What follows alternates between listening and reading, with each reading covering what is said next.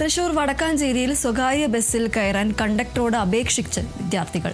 വടക്കാഞ്ചേരി കുന്നുംകുളം റൂട്ടിൽ ഓടുന്ന ബസ്സിലാണ് അവിടെയുള്ള സ്വകാര്യ സ്കൂളിൽ പഠിക്കുന്ന വിദ്യാർത്ഥികൾ ബസ്സിൽ കയറാനായി എത്തിയത്. എന്നാൽ വിദ്യാർത്ഥികളുടെ കൂട്ടത്തിലെ 4 പേർ മാത്രം ബസ്സിൽ കയറാൻ അനുവദിക്കുകയും ബാക്കിയുള്ളവരെ പുറത്തു നിർത്തുകയും ചെയ്യുന്ന സമീപനമാണ് കണ്ടക്ടറുടെ ഭാഗത്തു നിന്നുണ്ടായത്.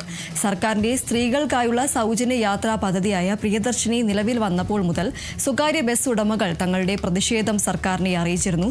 വിദ്യാർത്ഥികളുടെ കൺസെഷൻ നിരക്ക് വർദ്ധിപ്പിക്കുന്നതടക്കമുള്ള ആവശ്യങ്ങളും മുന്നോട്ട് വെച്ചിരുന്നു.